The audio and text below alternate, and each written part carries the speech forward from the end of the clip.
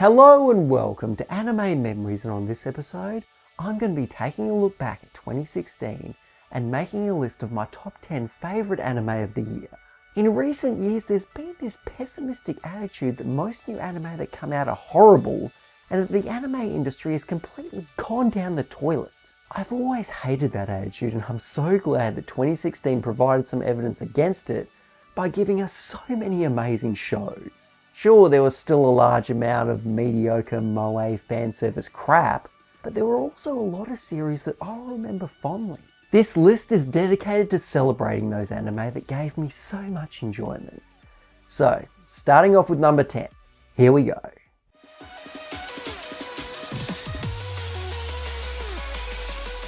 I've never been a fan of shonen, and Food Wars contains many of the flaws that usually turn me away from the genre. The female cast was over-sexualized, the protagonist was overpowered, the writing can get predictable at times, but it manages to make up for all of that through adrenaline-pumping, high-tension cooking battles. The cook-offs were an insane amount of fun, and since each character has their own unique style and abilities, the cooking scenes never lost their luster. The other huge positive was the cast. They're not all just going to the academy to become really great chefs. They all have their own reasons for being there, and that made it really easy to connect with them. I've got to give this a lot of credit for being able to put in those elements that would appeal to the wider audience, like the fan service, without sacrificing the story or characters. Solid stuff.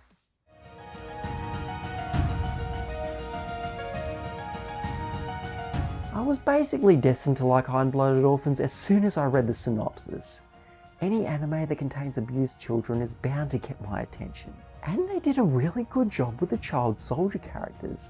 While Gundam almost always has teenagers as the main pilots, it usually isn't this gruesome. I love the darker direction the series was going. The reason why this isn't higher up on the list is I thought the pacing was a bit slow, and there were a few plot points that I don't quite think they capitalised on as much as they could have. Like Mikazuki being bloodthirsty, there were 2 or 3 points where they made a really big deal about it and then they did absolutely nothing with it. However, if you're a mecha fan, this is still an insta-watch. It's one of the best Gundams I've seen in quite a long time.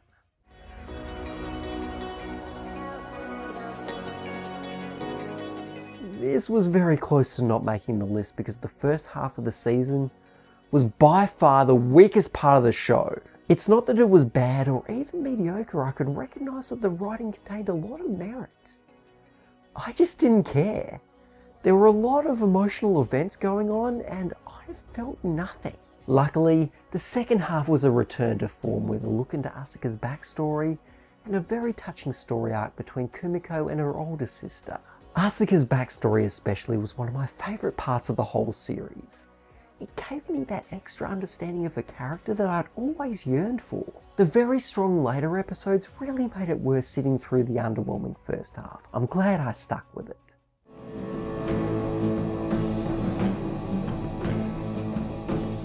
"91 Days, my favourite show of the summer season. Honestly, I don't have a whole lot to say about it other than this is just a very satisfying narrative from beginning to end. I was constantly anticipating when Angelo was going to turn, take his revenge, and tear the entire Vanetti family apart. It didn't quite meet the incredibly high expectations I'd set for it, and the ending wasn't quite as extravagant as I would have liked, but this is still an all-around great series.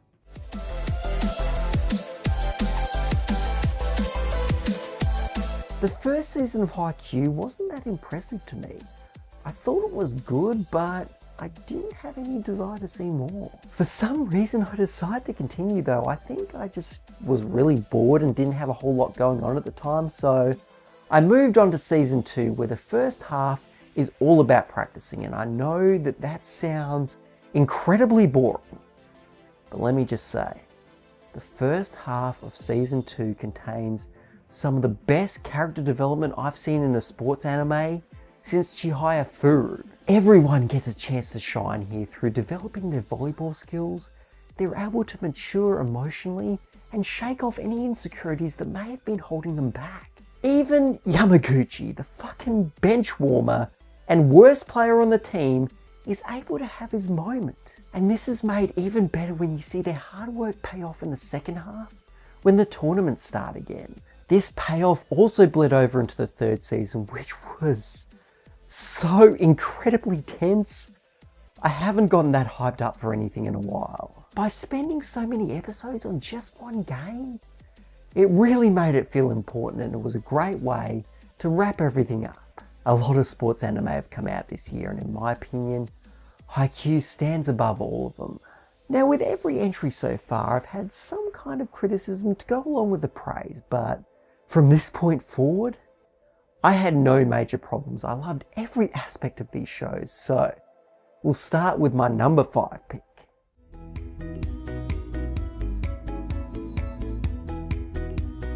I went in thinking I would hate this. The only reason I decided to check it out was that it had a bullying subplot, but I was sure it was still going to be shit. I mean, it looked so stupid. Well, I was kind of right. It was stupid.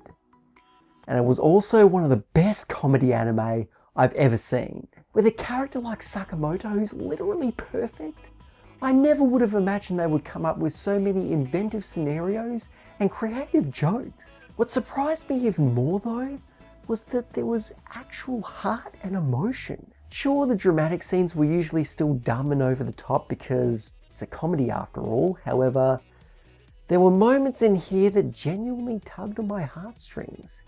It got me to feel stuff that I've never felt in a comedy before. Sakamoto hasn't gotten anywhere near the attention it deserves, so if you have some spare time during the holidays, check it out. It's way better than the synopsis makes it out to be.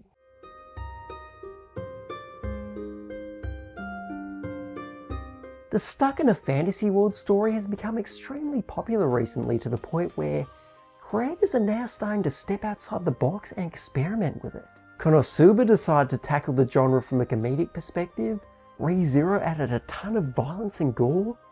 However, my personal favourite of these kind of shows is Grimgar of Fantasy and Ash, which took a realistic approach. You see, when you attack monsters in this world, they don't just explode into a bunch of pixels, no. You hear their flesh being separated as the blade enters their skin. You hear the metal grinding against the bone.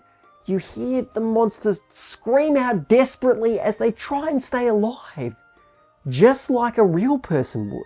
The first battle I saw in here left me shocked. It was as if I just watched a snuff film. That's how realistic it was. This realism also carries over to the in-game economy as well. Like we all do with MMOs, the characters in here start off poor as shit, and this doesn't just mean that they have to grind out a few levels in order to upgrade their armor and weapons and all that, no. This means that they struggle to get the bare essentials that they need to survive, like food, clothing and shelter. It was a great experience, and all I have to say is A1 Pictures, please give us a season 2. Don't leave this to the same fate as Batum. I need to know what happens. I need this in my life. Are you listening to me?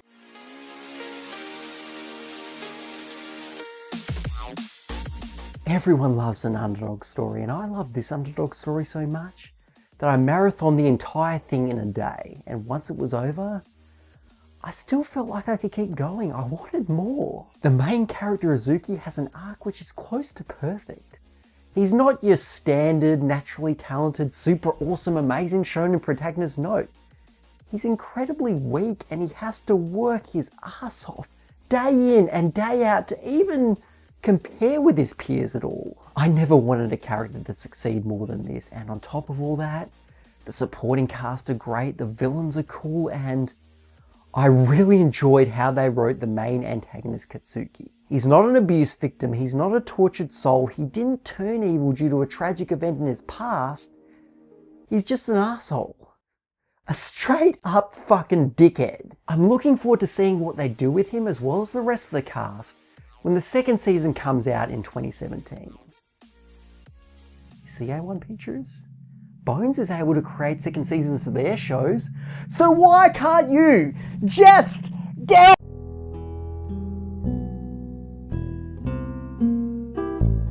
This show is an anomaly. Rakugo is basically unknown in the West, and yet this still exploded in popularity just off its sheer level of quality. Everything is done well here. The writing is excellent, the story maintains a slow, relaxing pace without ever feeling sluggish, the main characters have amazing chemistry, the art is gorgeous, the soundtrack fits so well in the time period. It's almost flawless. Honestly, I think you'd have to really dig to find anything wrong here. The best moments for me were the Rakugo scenes. I had no idea that seeing a guy get up on stage and talk to himself for 15 minutes could be so entertaining. Showa Roku is not going to be for everyone, however, I think it's something everyone should at least try out. It's way too wonderful to ignore.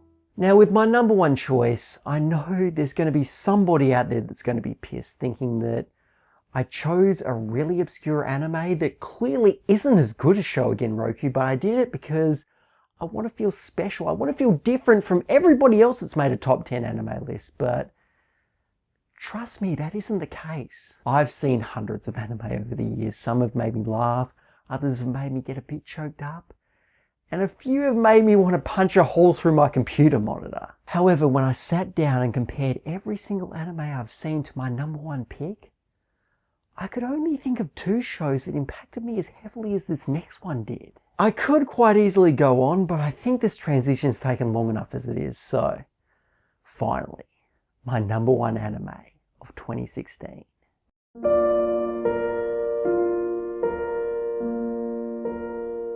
Most shows these days have around 12 episodes to tell a complete, emotion-filled story, and a lot of the time, they fail. Maybe the writing wasn't that good, so the drama felt hollow, or maybe there wasn't all that much time to fully develop the characters, but for whatever reason, miniseries end up falling flat.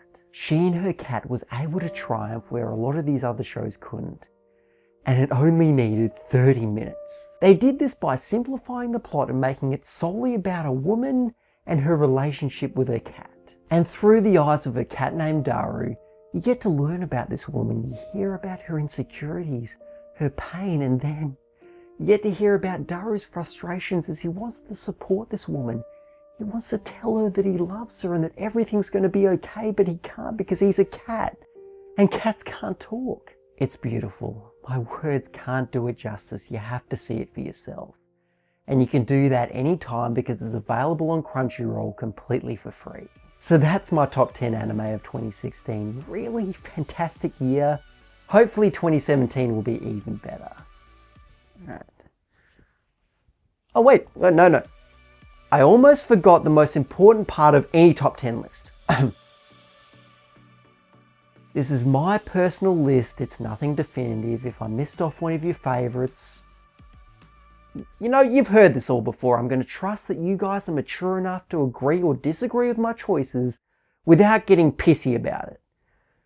Please prove me right. So anyway, thank you very much for watching. If you enjoyed this video, please leave a like. If you have any feedback, feel free to leave a comment. And if you want to see more, feel free to subscribe as well. Thanks again, and I'll see you next time.